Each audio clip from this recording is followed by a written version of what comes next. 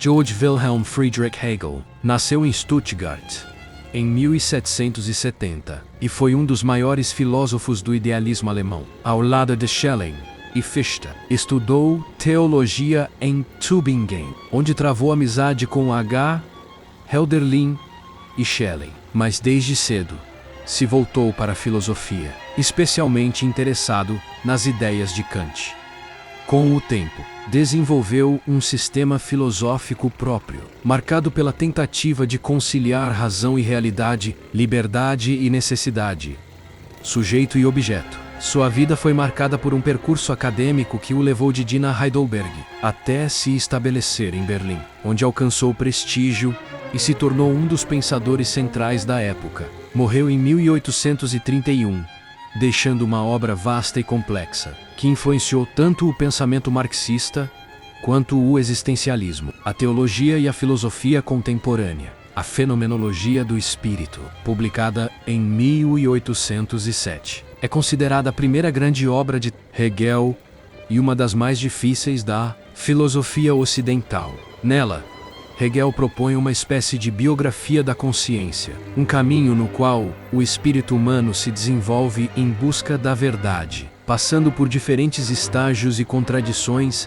até alcançar o saber absoluto. A obra não é um manual de filosofia, mas sim uma narrativa filosófica que descreve como a consciência, ao tentar conhecer o mundo, acaba conhecendo a si mesma. É um texto que une reflexão conceitual e descrição quase literária, colocando o leitor diante de um movimento de formação, de amadurecimento do espírito. Hegel parte da ideia de que a consciência é, em primeiro lugar, consciência de algo externo, ou seja, começa pela certeza sensível, a percepção imediata daquilo que está diante de nós. No entanto, essa experiência inicial se mostra limitada, pois aquilo que parece absolutamente certo, o dado sensível, revela-se instável e relativo. A Petit Diet. A consciência vai avançando para formas mais complexas de relação com o mundo, passando pela percepção, pelo entendimento e, finalmente, pela autoconsciência. O famoso episódio da dialética do senhor e do escravo se insere nesse percurso, mostrando que a identidade da consciência só se constitui no reconhecimento recíproco. O senhor domina o escravo, mas depende dele para se afirmar. O escravo, por sua vez, ao transformar a natureza com o trabalho, conquista uma forma mais profunda de liberdade. Esse é um exemplo de como Hegel pensa a contradição não como um obstáculo, mas como motor do desenvolvimento do espírito. A dialética é, de fato, o método central da obra. Cada etapa da consciência entra em contradição consigo mesma, se supera e dá lugar a um estágio mais rico e complexo. Não se trata de um progresso linear e pacífico, mas de um movimento marcado por negações, rupturas e superações. A consciência sensível é superada pela percepção, esta pelo entendimento, e assim, sucessivamente, até que o espírito se reconhece na cultura, na religião e, por fim, na filosofia. É nesse ponto que se chega ao saber absoluto, quando a consciência não se vê mais como separada do mundo, mas como parte de um todo racional que se manifesta na história. O espírito, para Hegel, não é algo abstrato ou individual, mas o processo coletivo da humanidade, que se realiza ao longo do tempo. Horizon. A fenomenologia do espírito pode ser lida também como uma filosofia da história. O espírito se manifesta na vida ética, nas instituições, nas formas de arte, na religião e, finalmente, na filosofia, que é a forma suprema do saber, porque nela o espírito se conhece de maneira conceitual e universal. A liberdade, nesse processo, não é dada de uma vez por todas, mas conquistada historicamente, através de conflitos e superações. Ler a fenomenologia do espírito é acompanhar um percurso de amadurecimento, que não é apenas individual, mas também da humanidade como um todo. É por isso que o texto continua sendo central para a filosofia. Ele não oferece respostas prontas, mas convida o leitor a participar do próprio movimento do pensamento, a atravessar as ilusões e contradições da consciência, até perceber que a verdade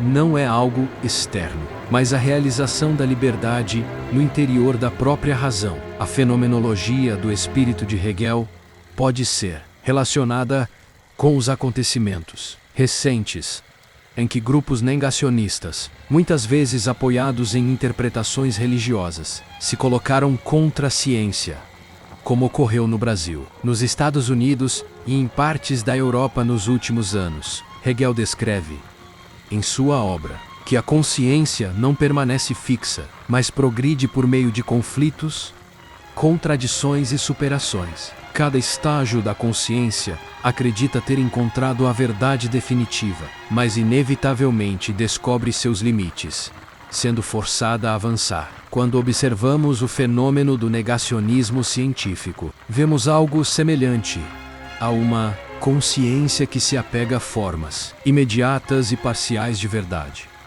Por exemplo, a certeza sensível ou crenças particulares, e resiste em aceitar a complexidade mediada do saber científico, assim como na fenomenologia, onde a consciência precisa romper com suas certezas imediatas para alcançar um nível mais profundo de compreensão. Esses movimentos revelam um momento de tensão entre diferentes formas de consciência. De um lado, a ciência, que representa uma etapa mais desenvolvida do saber humano, universal e conceitual. Visões fragmentadas que buscam segurança em convicções absolutas e imutáveis. Hegel também insiste que a verdade só se manifesta no processo histórico do espírito. A ciência moderna é fruto desse processo, resultado do esforço coletivo da humanidade em superar contradições e alcançar uma forma de conhecimento universal. Quando os setores sociais rejeitam esse percurso e retornam a posições pré-críticas, o que vemos é uma regressão dialética, um momento em que o espírito parece retroceder para formas mais imediatas de consciência, como se buscasse proteção na religião, entendida não como abertura para a razão, mas como resistência contra ela. Porém, na lógica hegeliana, tais contradições não são apenas obstáculos, são também motor de transformação. O conflito entre ciência e negacionismo, entre razão universal e crença particular,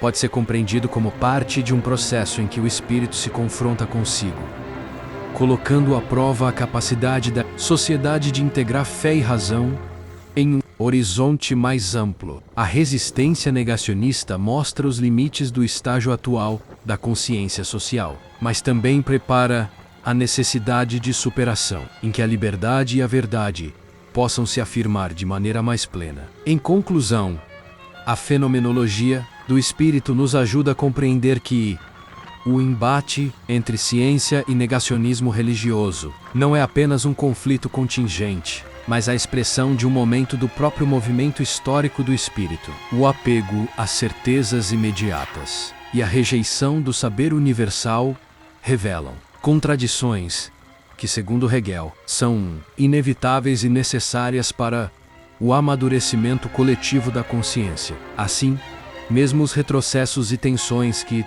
presenciamos nos últimos anos podem ser vistos como etapas transitórias de um processo maior, no qual a razão, a liberdade e o conhecimento tendem a se afirmar, ainda que em meio a crises e resistências.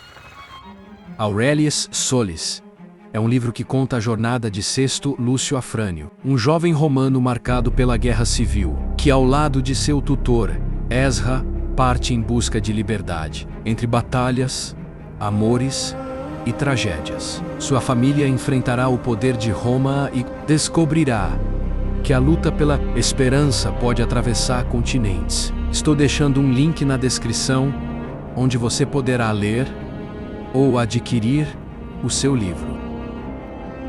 Não esquece de deixar o like, compartilhar com os amigos e se inscrever no canal. Isso ajuda muito a continuar trazendo mais vídeos como este. Ativa também o sininho para receber as notificações e não perder nenhuma novidade.